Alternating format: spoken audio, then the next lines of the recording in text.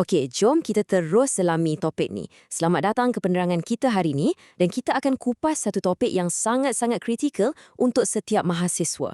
Kecerdasan buatan atau AI memang dah mengubah dunia penyelidikan akademik buat selama-lamanya.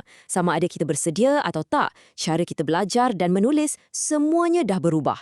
Tapi persoalan utamanya sekarang ialah macam mana kita nak guna alat yang sangat berkuasa ni untuk siapkan tugasan kita tanpa sedikit pun melanggar sempadan etika universiti.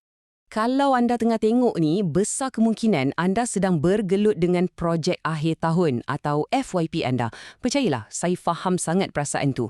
Perjalanan nak siapkan tesis ni memang boleh buat kita rasa sangat penat dan tertekan. Bila tenung je fail dokumen kosong kat skrin tu, automatik rasa buntu kan. Mungkin ada sikit panik, tak tahu nak mula kat mana. Anda mungkin dah ada banyak gila data, berpuluh-puluh artikel jurnal yang berterabur, tapi macam mana nak susun semua ni jadi satu laporan yang cantik dan koheren? Itulah cabaran paling besarnya. Tapi jangan risau, sebab melalui penerangan kali ini, saya akan berikan satu penyelesaian yang sangat terstruktur dan jelas.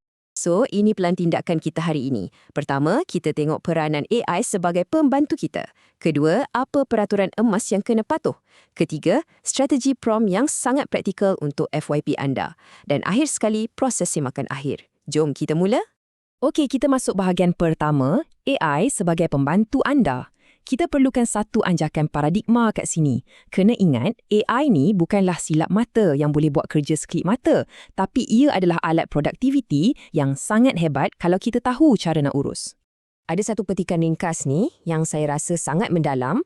ChatGPT ialah pembantu, bukan pengganti penyelidik. Sila sematkan perkara ni dalam kepala. ChatGPT ni memang cemerlang kalau kita nak suruh dia susun idea, perbaiki tata bahasa atau buat rangka penulisan. Tapi, anda sebagai pelajar kekal bertanggungjawab 100% atas kerja tersebut. Andalah yang kena baca artikel jurnal tu, fahamkan teori, analisis data dan yang paling penting, nilai sendiri ketepatan setiap fakta. Memandangkan kita dah jelas fungsi asasnya, jom kita beralih ke bahagian kedua, iaitu peraturan emas. Ini penting sangat untuk kita tetapkan batasan integriti akademik anda. Mari kita tengok perbezaan yang sangat ketara ni. Secara asasnya, perkara yang memang dibenarkan, menyusun idea, menjelaskan konsep yang rumit dan menyemak tata bahasa. Tapi, awas, ini amaran keras.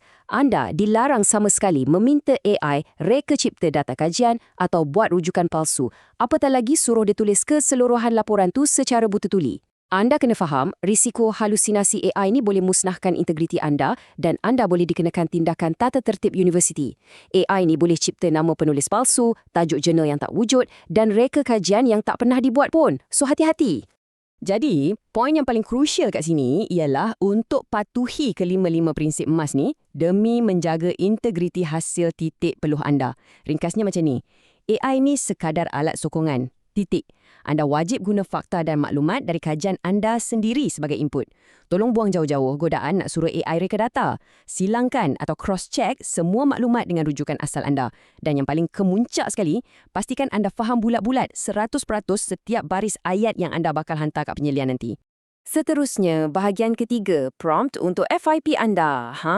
Ini yang paling ditunggu-tunggu. Tiba masanya kita tukar gear dari teori kepada strategi tindakan yang betul-betul praktikal secara bab demi bab. Untuk jadikan proses ni sangat mudah difahami, kita akan petakan strategi prompt kita mengikut kronologi penulisan FYP yang sebenar.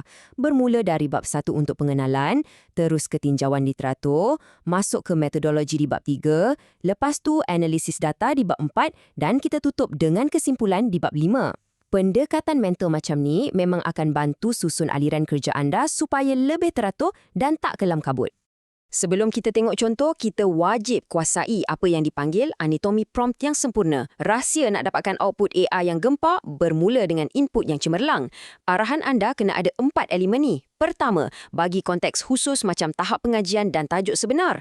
Kedua, nyatakan pemboleh ubah anda iaitu IV, DV dan siapa responden. Ketiga, bagi tugas yang sangat spesifik. Jangan sekadar cakap tolong siapkan laporan. Dan keempat, ini yang paling penting, tetapkan batasan ketat macam jangan reka sebarang nombor statistik atau rujukan. Anggap je ini sebagai perisai pelindung anda.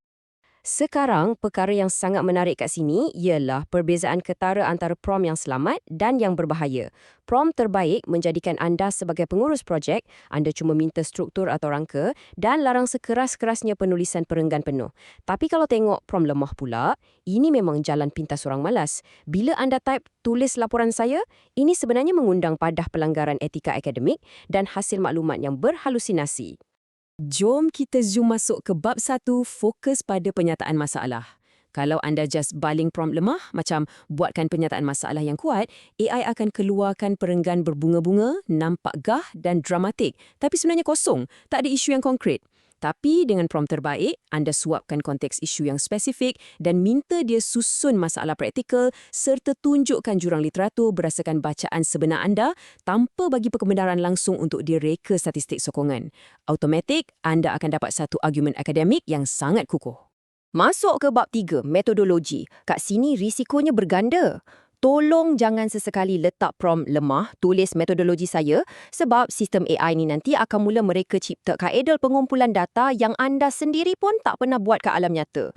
Cara yang betul, suapkan instrumen sebenar dan kaedah pensampelan dunia nyata yang anda dah pun guna, kemudian bagi arahan supaya AI just susun balik fakta sebenar anda tu ke dalam format penulisan akademik yang formal dan profesional.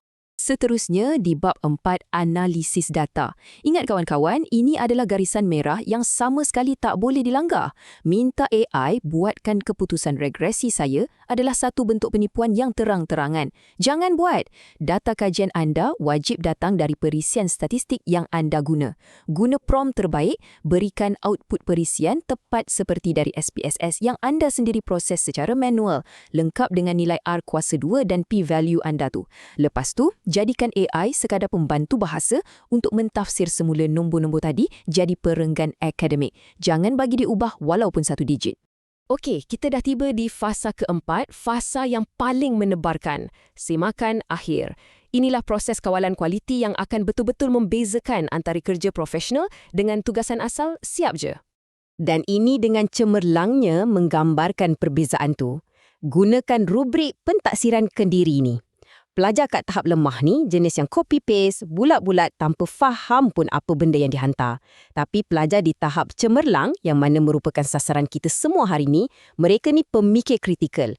Mereka jana idea asal, guna AI just untuk baiki struktur bahasa, guna data sebenar yang diorang kumpul sendiri dan buat proses semakan yang sangat-sangat ketat.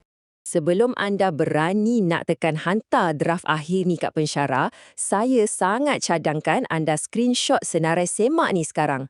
Anda wajib pastikan anda boleh tanda ya untuk semua petak ni. Tanya diri sendiri, output ni selari tak dengan tajuk asal? Dah double check betul-betul tak ada sebarang data atau rujukan tiruan?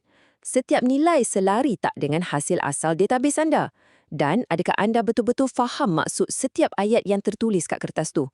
Kalau jawapannya ya untuk semua, barulah anda boleh tarik nafas lega. Jadi, mari kita tutup perbincangan hari ini dengan satu soalan untuk muhasabah diri sendiri.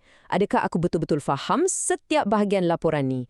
Hakikatnya, pemilikan penuh ke atas FYP anda adalah matlamat yang sebenar.